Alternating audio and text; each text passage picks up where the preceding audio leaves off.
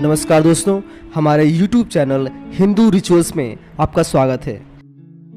नमस्कार दोस्तों, आइए हम जानते हैं बद्रीनाथ धाम के इतिहास के बारे में। भारत के उत्तर में हिमालय की बर्फ से ढकी पर्वत श्रृंखलाओं की गोद में बसा पवित्र धाम बद्रीनाथ समस्त हिंदू जाति के लिए परम पवित्र एवं पूजनीय तीर्थ स्थान है। हिंदू शास्त्रों के अनुसार बद्रीनाथ की यात्रा के बिना सारी तीर्थ यात्राएं अधूरी है। अब से कुछ समय पहले यहाँ की यात्रा बहुत कठिन थी, लेकिन अब सड़क बन जाने के कारण यहाँ तक पहुँचने में बहुत सुविधा हो गई है। वाहनों द्वारा यहाँ तक सुगमता से पहुँचा जा सकता है। धार्मिक आस्था और श्रद्धा के कारण श्रद्धालु यहाँ निरंतर पहुँचते रहते हैं। केवल धार्मिक श्रद्धालुओं के लिए ही नहीं, बल्कि सैलानियों और प्रकृति प्रेमियों के लिए भी बद्रीनाथ एक मनोरम स्थल है। हिमालय के गढ़वाल क्षेत्र में समुद्र तल से लगभग 3122 मीटर की ऊंचाई पर लक्ष्मण गंगा और अलकनंदा के संगम स्थल के समीप यह पुण्य भूमि स्थित है। इस स्थान पर कभी बेर या बदरी की बेशुमार झाड़ियाँ थी, इसलिए इसे बदरी वन भी कहा जाता रहा है। यहाँ गर्म ठंडे पानी के स्रोत भी हैं। शंकराचार्य के समय से इसे बद्रीनाथ कहा जाता है। व्यास मुनि का जन्म भी बदरी वन में हुआ, यही उनका आश्रम भी था, इसलिए वेद व्यास को बादरायण भी कहा जाता है। इसी आधार पर मुख्य मंदिर का नाम भी बद्रीनाथ पड़ा। भारतीय संतों और महात्माओं ने उत्तराखंड की इस धरती को देवताओं और प्रकृति का मिलन स्थान माना है। कहा जाता है कि आदि युग में नर और नारायण ने, त्रेता युग में भगवान राम ने, द्वापर युग में वेद व्यास ने तथा कलयुग में शंकराचार्य ने बद्रीनाथ में धर्म और संस्कृति के सूत्र पिरोए। बौद्ध धर्म की स्थापना के बाद चीन ने भारत पर आक्रमण किया तथा बद्रीनाथ को नष्ट भ्रष्ट कर वहां स्थापित विष्णु मूर्ति को नारद कुंड में डाल दिया। शंकराचार्य ने हिंदू धर्म के पुनरुत्थान के क्रम में उस प्रतिमा को उस कुंड से निकालकर गरुड़ गुफा में स्थापित किया।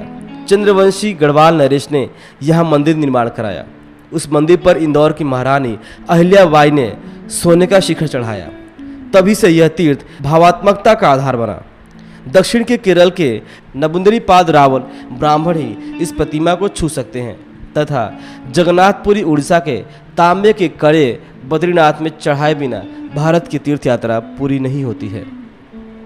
बद्री का आश्रम में वास करने वाले विष्णु रूप हो जाते हैं। ऐसी मान्यता है कि लक्ष्मी जी यहाँ भोजन पकाती हैं और नारायण जी परोसते हैं। अतः सभी जाति, धर्म और संप्रदाय के लोग एक पात में बैठकर प्रसाद ग्रहण करते हैं। यात्रा और धार्मिक दृष्टि से बद्रीनाथ का विशेष महत्व इसलिए भी है कि यह भारत का सबसे प्राचीन क्षेत्र है। इसकी स्थापना सतयुग में हुई। यहाँ प्राकृतिक सौंदर्य की दिव्यता के साथ साथ आध्यात्मिक शांति भी मिलती है। यहाँ पूजा अर्चना एवं दर्शन करके मानव पुनर्जन्म के बंधनों से मुक्त हो जाता है। बद्रीनाथ में नर और नारायण नाम के 2 पर्वत शिखर हैं। इनके बीच पठारी स्थल पर यहाँ का मुख्य मंदिर स्थित है। मंदिर की पृष्ठभूमि में ऊंची नीलकंठ की चोटी बर्फ से ढकी हुई दृष्टिगोचर होती है। बद्रीनाथ विष्णु का धाम है। मंदिर अलकनंदा के दाहिने तट पर स्थित है।